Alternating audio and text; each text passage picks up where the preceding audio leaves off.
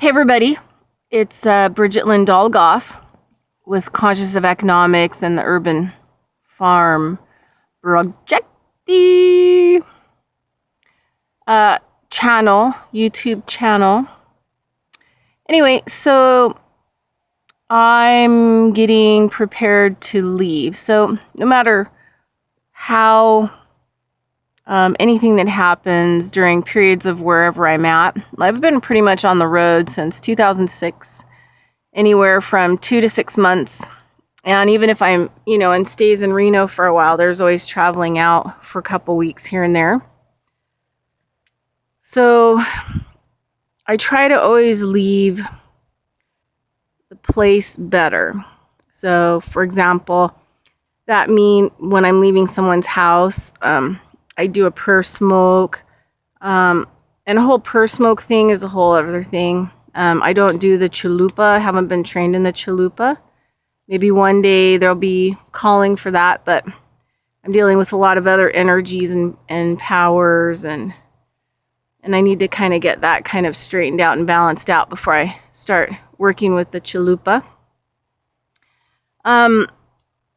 And so usually what I'll do is like a prayer. I'll touch the house. I'll thank it for providing shelter and safety, being supportive. And sometimes I'll give it a prayer smoke, the place that I'm leaving. So today I did a prayer smoke of thanks for the whole area. And then I realized as I'm packing, and so maybe I'll talk about how I prayer smoke a little bit at the end. Anyway, so I'm kind of going through. It's interesting because whenever I'm talking, doing these videos, I literally hear people walking up. I think there's more ghost bodies here than I had suspected. But anyway, heard some talking by my van this morning, and nobody was there. So anyway, it's good. Maybe everybody's listening in, which is good. So I was going through stuff, starting to pack up and organize and clear. And I noticed I had pine cones from a tree that I've been doing energy, physical, mental, emotional, energetic, multi-dimensional work for.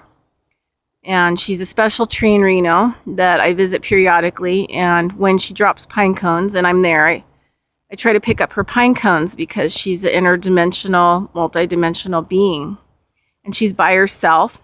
And I call her the doorway to the dreaming world. And all of this is done sober, of course. I have these communications with things in a sober way. I'm not hammered on peyote, ayahuasca. These are normal experiences. But I've taken her medicine to other fire ceremonies and stuff like that. And she's just proven to me time and time again that she can transform in a tree way.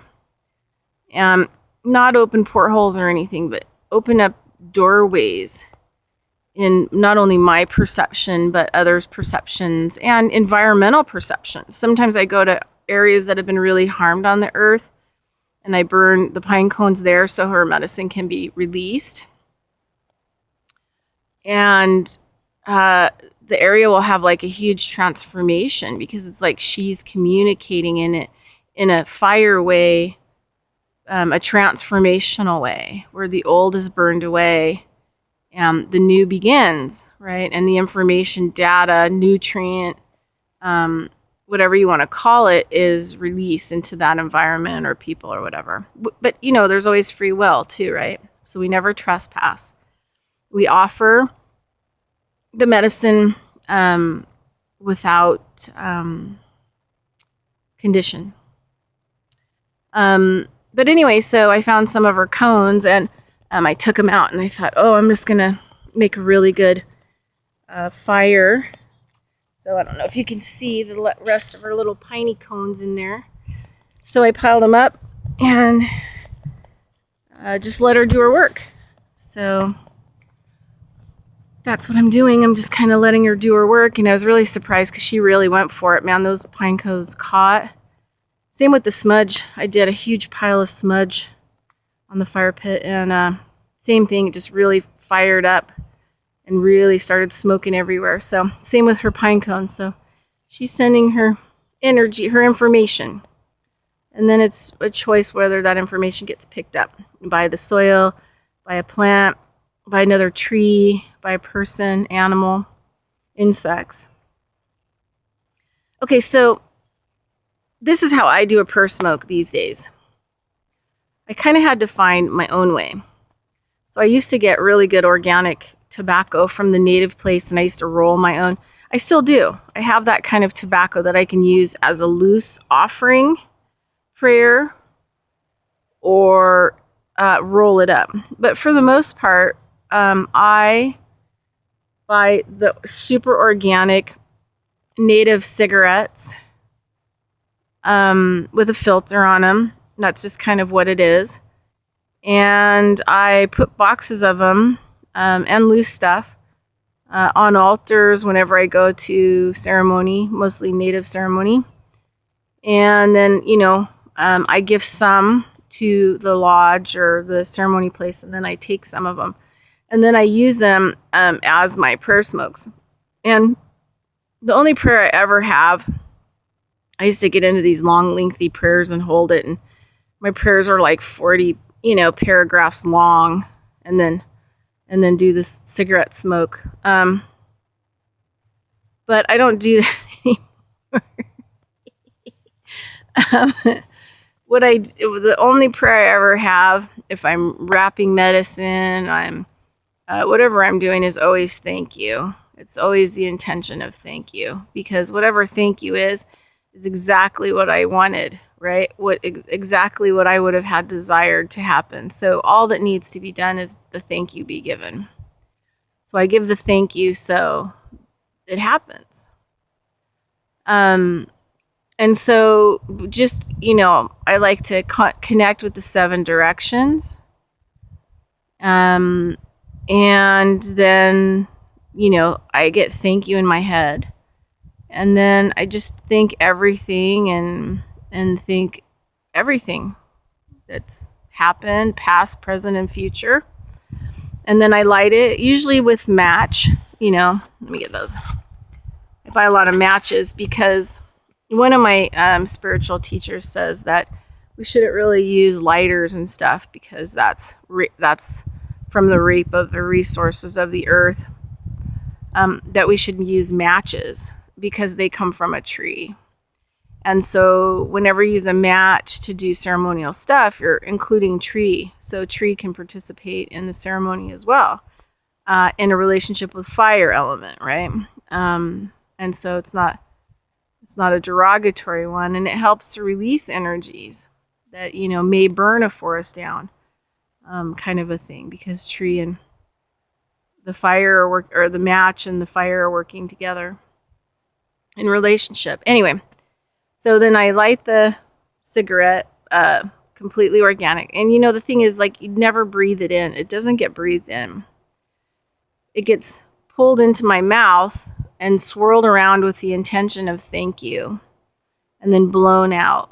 And then sometimes I'll do this really like a rapid fire, creating like an energetic shift in the atmosphere. Mediums have been using cigars forever to create a smoky environment in which, spirits can manifest, kind of a thing. So it's been used for a long, long time for different ways. I try to use it more in prayer way and ceremony. And I don't touch my tobacco at any other time. And, I don't share my tobacco. Somebody says, hey, don't you have cigs? It's like, yeah, no, I don't have a cig. Now, if you want to learn how to do a purr smoke, I'll teach you how to do that purr smoke, but you're not going to use it for the addiction. You're not going to use my medicine for addiction. It's not going to happen. But if you want to use it to help you get out of addiction, then let's talk.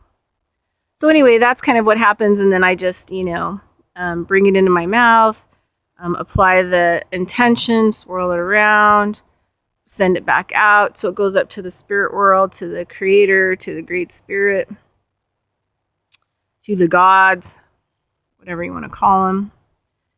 And then it's done. And then usually there's always some tobacco kind of at the base where the filter is. I'll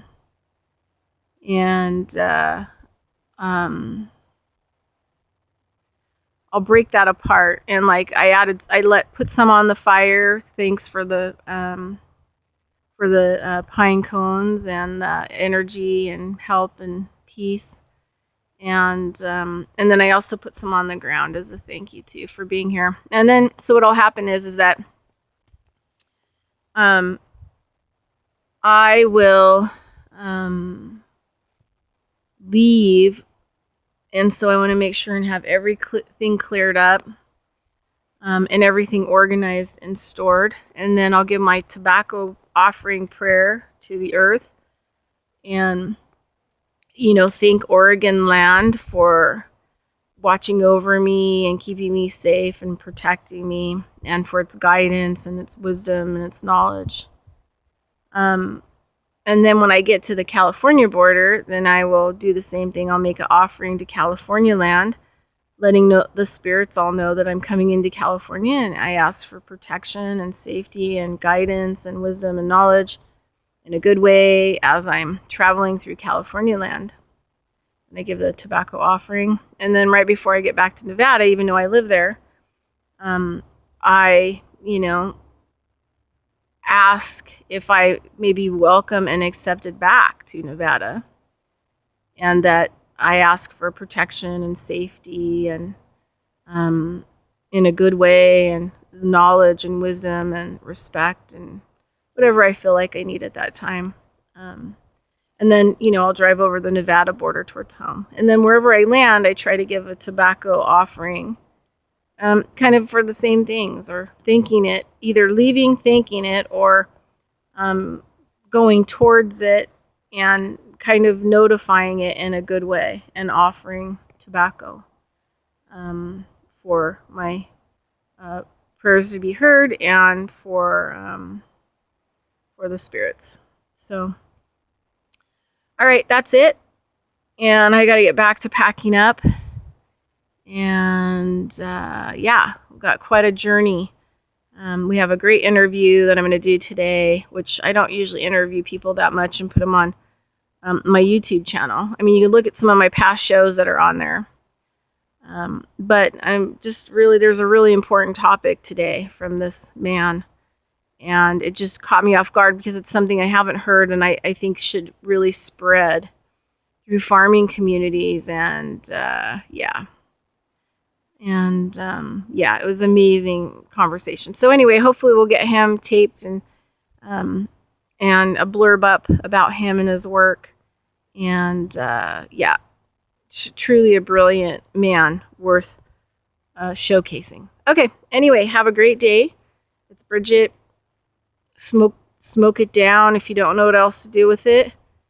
And until we chat again. Thanks so much. Bye-bye.